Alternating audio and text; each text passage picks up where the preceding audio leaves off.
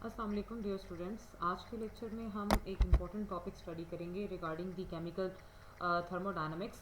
Last में हमने second of thermodynamics को स्टडी किया। आज हम देखेंगे concept of entropy in thermodynamics. Entropy basically क्या है, सबसे पहले इसके बारे में बात करते हैं। Entropy is the quantitative measurement of randomness of the system. अब किसी भी सिस्टम में किस हद तक बेतरतीबी होती है, यानी आपके पास चेंजेस आते हैं, उसकी मेजरमेंट को एंट्रोपी कहते हैं। यानी measurement of disorder of a system. इस चीज़ को सिंपली कहा जाए तो सिस्टम में जितना डिसऑर्डर बढ़ता जाता है उतनी ही एंट्रोपी बढ़ती जाती है। सो जब भी कोई सिस्टम ऑर्डर्ड स्टेट से डिसऑर्डर स्टेट में आता है तो हम सिंपल कहते हैं कि सिस्टम की जो एंट्रोपी है वो बढ़ रही है, इंक्रीज कर रही है। For example, when a solid is melted, there happens a net increase of entropy. The atoms, molecules or ions find more places to be accommodated in the same volume occupied as compared to when the substances is in the solid state. क्या होता है कि आपके पास solid को जब आप melt करते हैं तो आपके पास एंट्रोपी इंक्रीज़ होता है। क्यों एंट्रोपी भी इंक्रीज़ आता है? क्योंकि सॉलिड में खा वो एटम्स, मॉलिक्यूल्स या आइंस किसी से भी मिलकर बना है, तो उनको अब उसी सेम वॉल्यूम में स्पेस ऑक्यूपाई करनी होती है। तो आपके पास वो फ़ौरन से आपका जो सिस्टम है डिसऑर्डर स्टेट में आ जाता है, क्योंकि पिघलेगा तो आपके पास वो वही सेम वॉल्यूम को ऑक्यूपाई करेगा।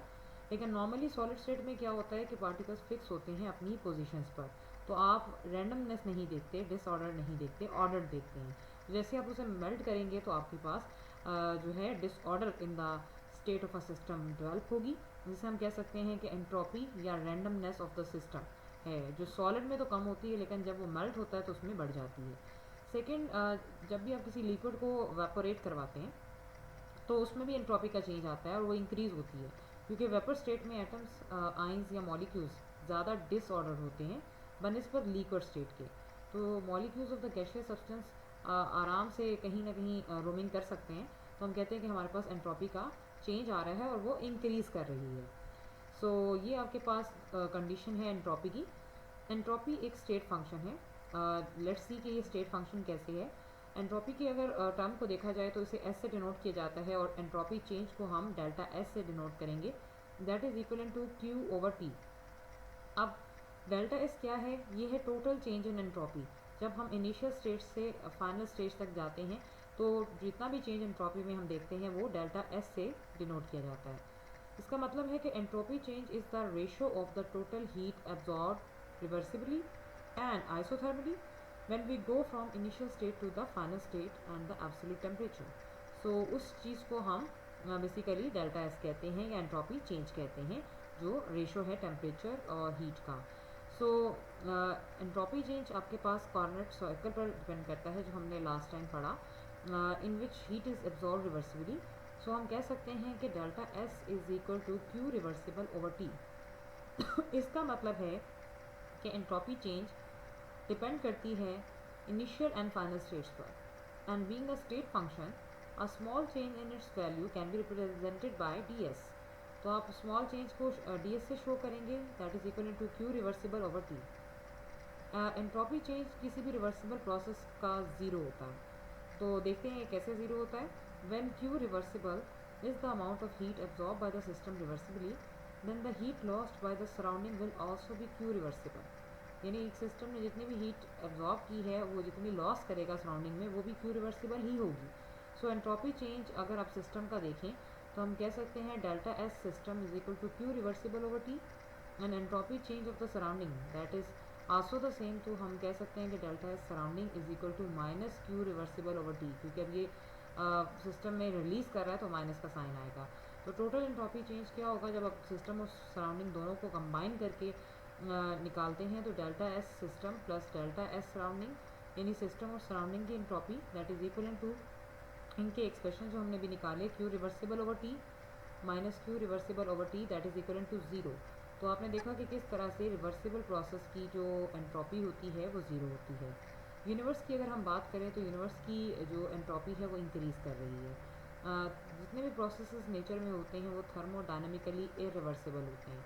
जितने भी प्रोसेसेस आपके पास हो रहे हैं वो सब एंट्रोपी के इंक्रीज़ के साथ हो रहे हैं। यानी हमारे पास यूनिवर्स की एंट्रोपी इंक्रीज़ कर रही है। अगर आपने फर्स्ट और सेकेंड लॉ ऑफ थर्मोडायनेमिक्स को देखा था, जहाँ पर हमने जनरली बात की थी, तो हम कह सकते हैं कि यूनिवर्स की जो एनर्जी है वो कांस्टेंट है और entropy of the universe is continuously increasing and tends to a maximum value. यानी सिस्टम में यूनिवर्स में डिसऑर्डर आता जा रहा है और वो एक मैक्सिमम वैल्यू तक पहुँचेगा, यानी ये कॉन्टीन्यूसली इंक्रीज़ आ रहा है इसमें। सो ये आपके पास एक तो जनरल टर्म आ जाती है। अब एंट्रोपी हम देखेंगे इरिवर्सिबल प्रोसेसेस की, उसमें क्या होता है। लेट अस सपोज कि टोटल लॉस ऑफ हीट जो सराउंडिंग से हो रही है वो क्यों इरिवर्सिबली है। The heat is to be absorb by the system, there happens a change in the entropy of the system. This entropy change does not depend upon the heat which is actually absorbed, but it depends on the heat absorbed reversibly. यानी ये कितनी heat actually absorb हुई उस पर depend नहीं करती, लेकिन reversibly कितनी हीट एब्जॉर्ब हो रही है उस पर ये ज़रूर डिपेंड करती है। तो हम कह सकते हैं it also depends on Q reversible. तो इस लिहाज से अगर देखा जाए तो in the case of isothermal absorption of heat by the system at absolute temperature T, तो entropy change of the system क्या होगा हमारे पास, delta S system is equal to Q reversible over T. Let us suppose हम कर लेते हैं कि जो हीट लॉस हुआ है वो भी क्यू रिवर्सिबल है by the surrounding and it is very very slow. So because the surrounding are much bigger in size as compare to system, तो बहुत छोटा है, सराउंडिंग बहुत बड़ी है। तो एंट्रोपी चेंज अगर सराउंडिंग का देखा जाए तो delta S surrounding is equal to minus Q reversible over T. तो आप इस एक्सप्रेशन में जब दोनों सिस्टम को कंबाइन करते हैं और सराउंडिंग को कंबाइन करते हैं तो एक्सप्रेशन आता है delta S system plus delta S surrounding is equal to Q reversible over T minus Q reversible over T. So अगर इसको ओवरऑल देखा जाए तो वर्क डन जो रिवर्सिबल है वो ग्रेटर होता है इरिवर्सिबल से। सो इंटरनल एनर्जी जिसे ई से रिप्रेजेंट करते हैं ये एक स्टेट फंक्शन है और इसका जो चेंज है वो सेम होता है चाहे प्रोसेस रिवर्सिबली हो या इरिवर्सिबली कैरी आउट हो। तो delta E is equal to Q reversible minus W reversible is equal to Q irreversible minus W irreversible. ये डिपेंड करता है कि आप नेचर ऑफ प्रोसेस को रिवर्सिबल ले रहे हैं या इरिवर्सिबल ले रहे हैं। तो हम इस नतीजे पे पहुंचते हैं इस कंडीशन के साथ, इस कंक्लूजन के साथ कि क्यू रिवर्सिबल यानी heat for the reversible system वो ग्रेटर होगी देन इरिवर्सिबल। और इसी एक्सप्रेशन को टेम्परेचर के रिस्पेक्ट से लिखा जाए तो क्यू रिवर्सिबल ओवर टी भी ग्रेटर होगा क्यू इरिवर्सिबल ओवर टी से। सो क्योंकि क्यू इरिवर्सिबल आपके पास कम है तो उसे हम माइनस के साथ शो कर रहे हैं and it is less than zero. इसका मतलब है कि ये जो एक्सप्रेशन है ये सिस्टम का है और ये सराउंडिंग का है। So delta S system minus delta S surrounding greater than zero. It means तमाम भी स्पॉन्टेनियस जितने भी प्रोसेसेस होते हैं ये नेट इंक्रीज ऑफ एंट्रोपी का सबब बनते हैं। सो ये आपके पास तो जनरल टर्म आ गई। अब हम कुछ और फिनोमेनास की एंट्रोपी देखेंगे, जैसे मेल्टिंग की एंट्रोपी। मेल्टिंग एंट्रोपी क्या होती है, इसमें हम क्या करते हैं, we take the ratio of enthalpy which is required to melt 1 mole of substance at the melting point of the substance is then it is called entropy of melting। Basically एक मोल substance को जितनी आपके पास heat required है to melt उसे हम entropy of melting कहते हैं और इसे हम डिनोट करेंगे डेल्टा एस एम से मेल्टिंग के सीन के लिए और that is equal to the ratio of delta H M over T M. So delta H M क्या है, amount of heat required to melt 1 mole of the substance जिसे हम लेटेंट हीट ऑफ मेल्टिंग भी कहेंगे, और T M क्या है, melting point of the substance. तो ये आपके पास एंट्रोपी ऑफ मेल्टिंग आ जाएगी। इसी तरह एंट्रोपी ऑफ वेपराइजेशन होती है। If we take the ratio of enthalpy which is required to vaporize 1 mole of a substance and the boiling point of the substance then it is called the entropy of vaporization. यानी अगर आपने एक मोल substance को vaporise करना है और जितनी आपको हीट दरकार है तो that is the entropy of vaporization. तो उसमें हम delta S V is equal to delta H V over T V लेंगे। डेल्टा एच वी जो है हमारे पास amount of heat required to vaporize 1 mole of the substance है और इसे लेटेंट हीट ऑफ वेपराइजेशन भी कहते हैं। जबकि टी बी जो है वो है boiling point of the substance. जब भी किसी गैशियस सब्सटेंस को आप लिक्विड स्टेट में लेकर जाते हैं तो एवोल्यूशन ऑफ हीट होती है और डेल्टा एच भी नेगेटिव हो जाएगा और डेल्टा एस भी नेगेटिव हो जाएगा। इसका मतलब है कि एंट्रोपी में इंक्रीज़ आ रहा है। और जब भी आप लिक्विड को सॉलिडिफाई करते हैं तो सिस्टम रैंडमनेस से ऑर्डर्ड स्टेट की तरफ जाता है। तो हम डेल्टा एच एम को नेगेटिव देखेंगे और डेल्टा एस एम को भी आप इस सूरत हाल में नेगेटिव देखेंगे। सो ये आपके पास टर्म्स हैं कुछ। अब सैम्पल प्रॉब्लम देखें तो 1 mole of solid at its melting point is changed into liquid at the same temperature. The entropy change of 26.4 joule per Kelvin take place. Calculate the melting point of the solid. If its enthalpy of fuel is 0.1 kilojoule per gram and molar mass of solid is 46. तो आपको entropy का अभी expression यहाँ से देखना है, melting point निकालना है तो वही एक्सप्रेशन यूज़ करेंगे जैसे ऊपर हम यूज़ कर रहे थे। सो उसके लिए हमें पहले चाहिए एंट्रोपी डेल्टा एस, जो हमें यहाँ पर दी है 26.4, और मोलर मास भी सॉलिड का आपके पास 46 है। एंथैल्पी ऑफ फ्यून जो है वो है 0.1 किलो जॉल पर ग्राम, जिसे आप जो है जॉल में कन्वर्ट करेंगे तो 100 बन जाएगा। तो आपके पास जो फ्यून है ये आप दोनों मास और एंथैल्पीज़ को मल्टीप्लाई करेंगे तो आपके पास वैल्यू आ जाएगी। और डेल्टा एस एफ और delta H F over T, तो ये टेम्परेचर यहाँ पर साइड पे ले जाएं तो दोनों वैल्यूज़ आपके पास मौजूद हैं, तो आपके पास 174.24 केल्विन आंसर आ जाता है। अब हम देखेंगे कि entropy change ideal gas system के लिए टेम्परेचर और वॉल्यूम की रिस्पेक्ट से किस तरह से स्टडी की जाती है। अगर हमें रिलेशनशिप डिराइव करना है for the entropy change and the change of temperature and volume, तो हम कुछ फंडामेंटल चेंजेस करेंगे regarding the first law of thermodynamics. Suppose हमारे पास 1 मोल है आइडियल गैस का और उसे हमने सिलेंडर में इनक्लोज कर दिया है, और उसमें एक फ्रिक्शनल लेस जो पिस्टन मौजूद है सिलेंडर के अंदर, और हम उसे कुछ amount of small amount of heat दे रहे हैं जिसे हम सिग्मा क्यू कहेंगे, reversibly and isothermally at a temperature T. तो इसका उस सूरत हाल के साथ जितना एंट्रोपी चेंज आप इस इक्वेशन में देखेंगे वो क्या है, D S is equal to sigma Q reversible over T. इसे हम इक्वेशन नंबर 1 कंसिडर करते हैं।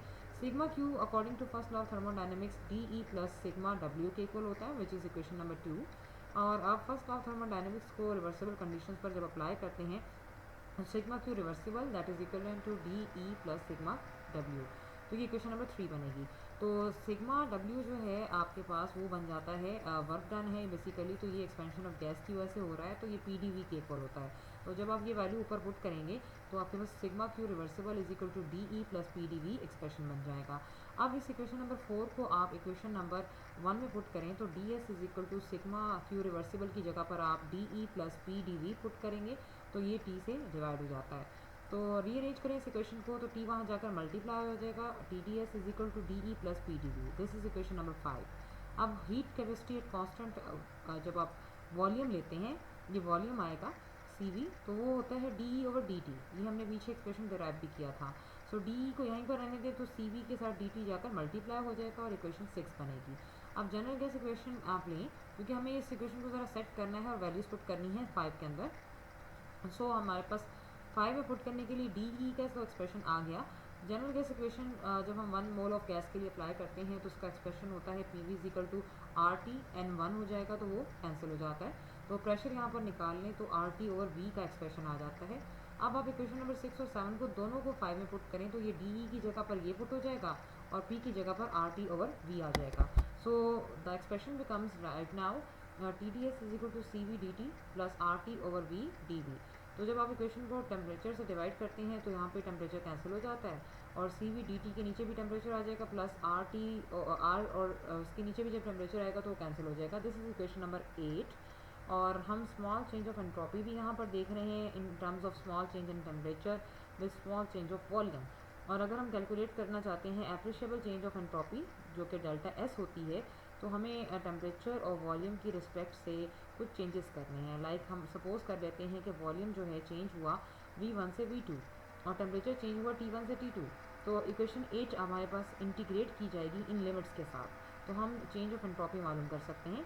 सो आप इस एक्सप्रेशन को इंटीग्रेट करेंगे तो ds के साथ integration sign S1 lower limit S2 higher limit. इसी तरह टेम्परेचर के लिए जब कंडीशन लगाएंगे तो T1 और T2, वॉल्यूम के लिए कंडीशन लगाएंगे तो V1 और V2। इंटीग्रेशन में जितने भी कांस्टेंट्स होते हैं वो बाहर आ जाते हैं, तो एक्सप्रेशन में सी वी बाहर आ जाएगा और आर भी बाहर आ जाएगा। सो आपके पास कांस्टेंट टेम्परेचर पर काम हो रहा है T1 से T2, तो सी वी आपके पास it is not constant for appreciable change of temperature, लेकिन हम इसे फिर भी बाहर रखते हैं। जब हम इंटीग्रेशन परफॉर्म करेंगे तो साइन ख़त्म हो जाएगा और इंटीग्रेशन के जगह पर स्क्वायर ब्रैकेट्स आ जाएंगी और अपर एंड लोअर लिमिट्स हम साथ मेंशन कर देंगे सब में।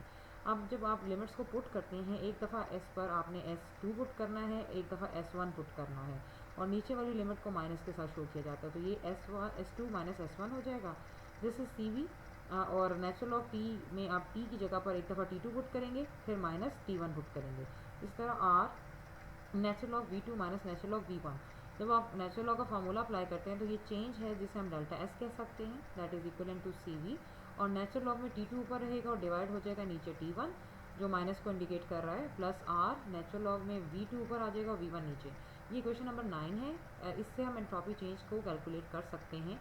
जब भी आप टेम्परेचर लेंगे किसी भी एक मोल ऑफ आइडियल गैस का और उसका इंक्रीज T1 से लेकर T2 तक होगा, और वॉल्यूम V1 से V2 में चेंज होगा, तो हम इस इक्वेशन से ये चेंजेस देख सकते हैं। यहाँ से एक और इन्फॉर्मेशन भी आपको मिलती है कि T2 T1 से ग्रेटर है और V2 V1 से ग्रेटर है, तो आपके पास डेल्टा एस यानी चेंज इन एंट्रोपी पॉजिटिव है।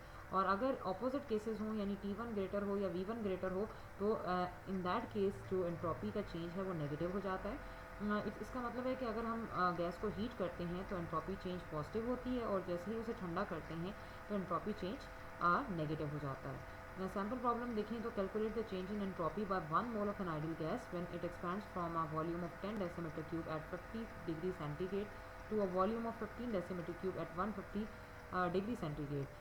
CP उसने आपको दे दिया है, R भी दे दिया है। सो डेल्टा एस का एक्सप्रेशन आप लगाएंगे जैसे कि अभी आपने सॉल्व किया, और तमाम वैल्यूज़ पुट करेंगे तो आपके पास डायरेक्ट ये 12.24 जॉल पर केल्विन आंसर आ जाता है। आपने जस्ट ये फार्मूला याद रखना है, बाकी सारी वैल्यूज़ आपको ऑलरेडी गिवन है। सो एंड अब हमने देखना है एंट्रोपी चेंज को टेम्परेचर, पहले प्रेशर के वॉल्यूम के साथ देखा था, अब हम प्रेशर के साथ देखेंगे। वही सेम कंडीशंस हम अप्लाई करेंगे, जनरल गैस इक्वेशन लेंगे, P1 V1 इज इक्वल टू RT1 यानी फर्स्ट कंडीशन, और सेकंड कंडीशन में P2 V2 ओवर RT2। इन दोनों इक्वेशंस को डिवाइड करें तो हमारा एक्सप्रेशन थोड़ा सा रीअरेंज करें तो V2 और V1, और ये P2 और P1 दूसरी तरफ जाकर मल्टीप्लाई हो जाता है। सो जब ये इक्वेशन 10 हमारे पास आती है तो हम इसे इक्वेशन नंबर 9 में पुट करते हैं। सो हमारा ये जो V2 और V1 का एक्सप्रेशन है ये प्रेशर से लिंक हो जाएगा, और अब एक्सप्रेशन बनेगा delta S is equal to CV natural log T2 over T1 plus R natural log T2 P1 over T1 P2।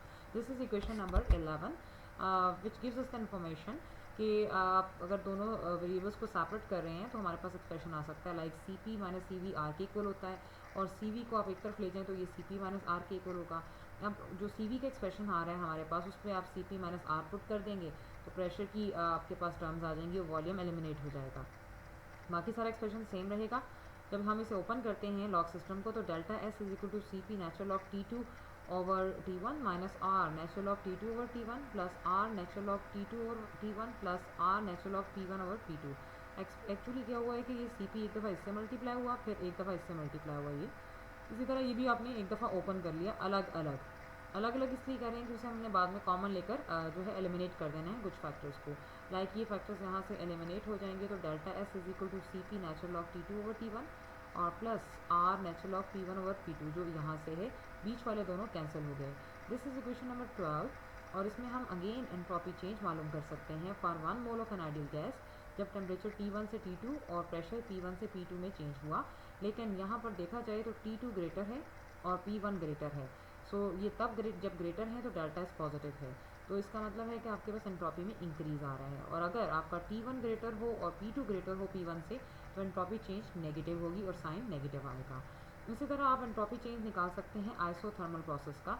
Isothermal process का मतलब है जिसमें आप कोई टेम्परेचर का चेंज नहीं करते, तो T1 और T2 बराबर हो जाएंगे, और यही एक्सप्रेशन जो आप लिख रहे हैं उसमें जब T2 और T1 में से किसी एक को भी एक दूसरे के बराबर कर देंगे तो T2 ओवर T1 जो है 1 आएगा, और नेचुरल लॉग 1 0 होता है, तो ये एक्सप्रेशन पूरा निकल जाएगा यहाँ से।